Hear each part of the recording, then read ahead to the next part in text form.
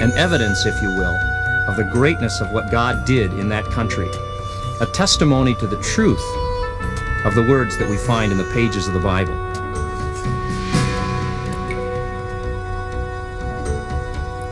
David and Goliath, probably one of the first Bible stories that most people ever heard. And yet maybe there's a bit more to it than meets the eye. The Valley of Elah, where that battle took place, was very critical to the survival of the children of Israel.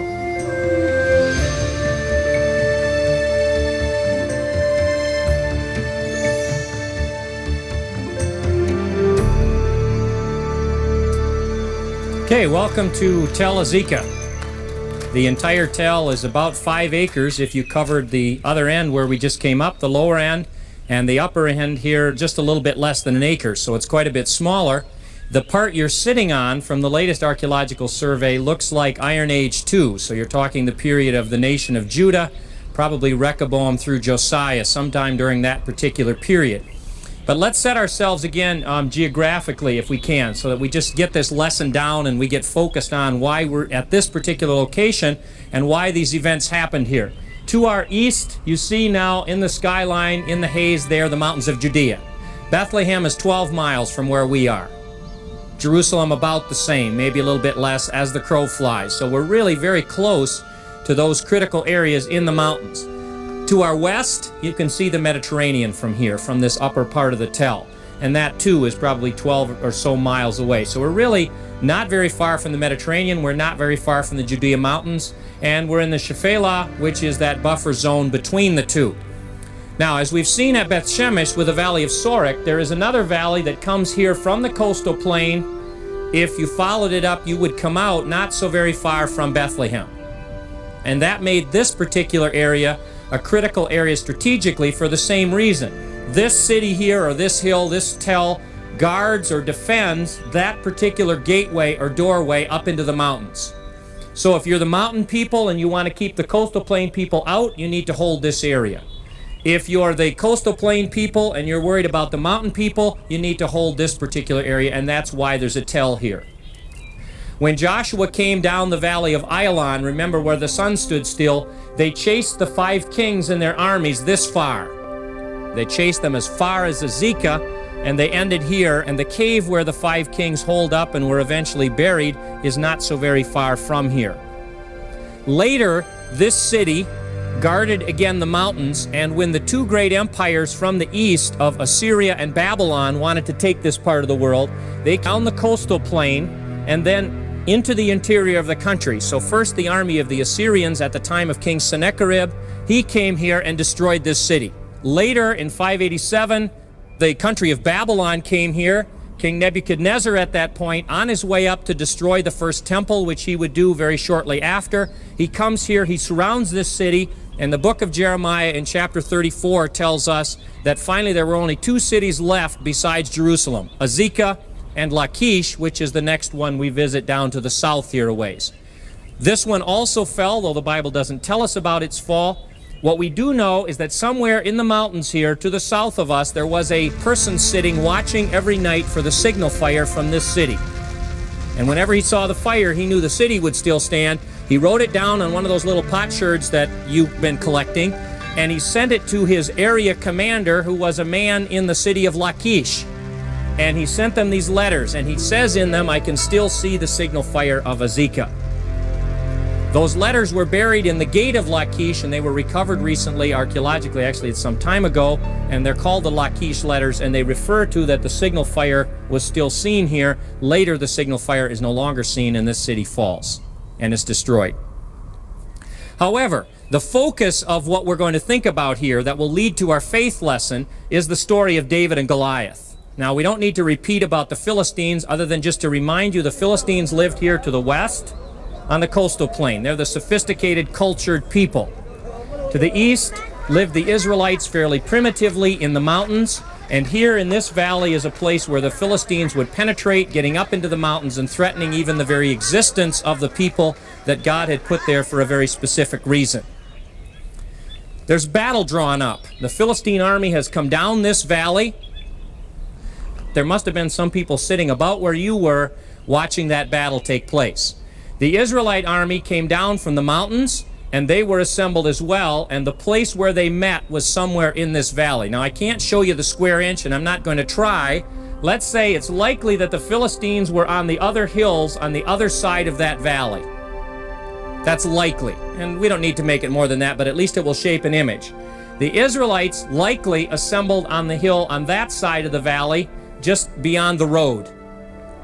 And every day, their champion, a guy by the name of Goliath, would come down out of the hill, would get down in the valley, and would come out and insult the Israelites. He would make fun of their God, he would make fun of them, and he was basically calling them cowards and telling them they didn't amount to a great deal.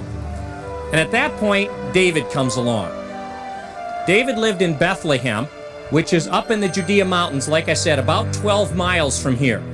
Bethlehem is right at the point that you would begin going into that wilderness that goes down to the Dead Sea, that goes down to the Rift Valley, to the Jordan River, and that's the place where the shepherd is. The shepherd lives where the wilderness is because the shepherd tends to take the sheep out into the wilderness, and when you're on the rainy side, that's where the farmer is. So Bethlehem stands right on the border, if you will. So David is herding sheep.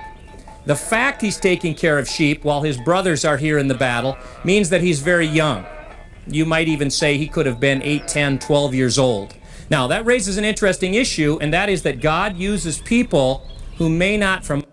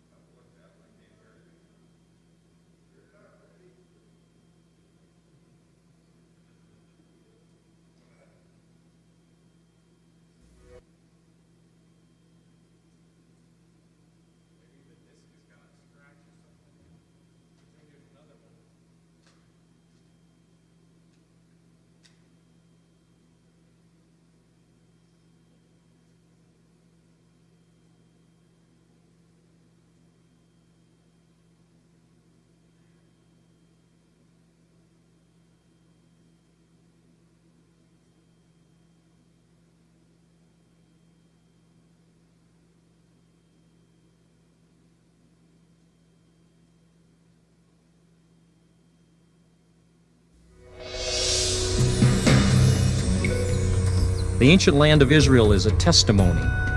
Shemesh with the valley of Sorek, there is another.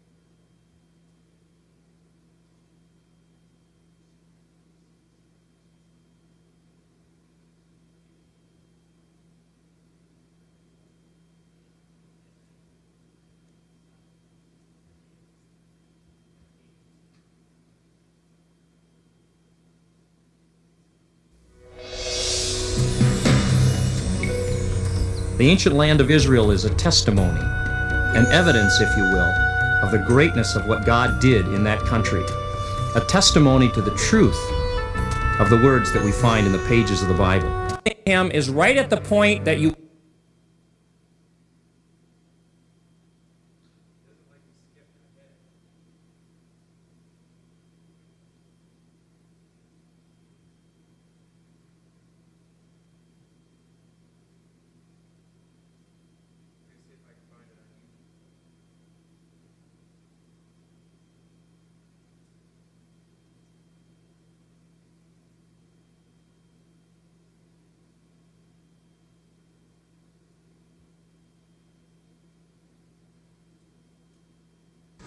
Okay, good morning everybody. How's everyone doing? We're not very far from the Judea Mountains.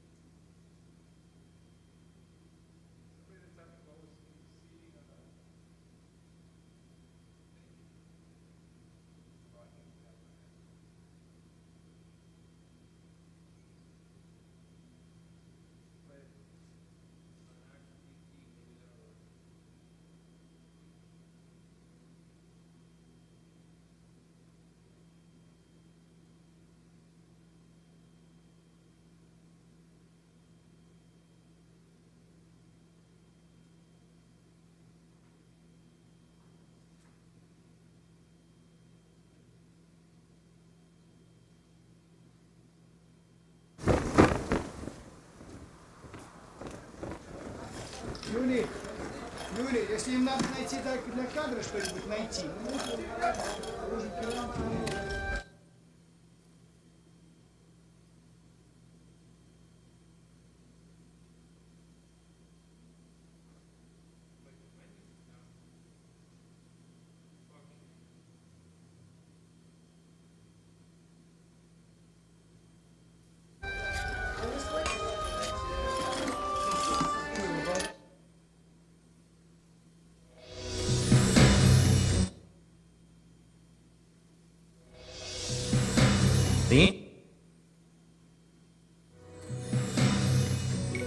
The ancient land of Israel is a testimony, an evidence, if you will, of the greatness of what God did in that country. A testimony to the truth of the words that we find in the pages of the Bible. The Bible speaks often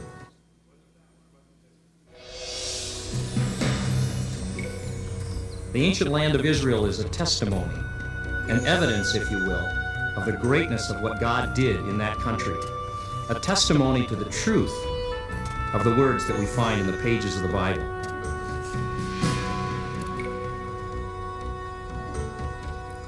David and Goliath, probably one of the first Bible stories that most people ever heard. And yet maybe there's a bit more to it.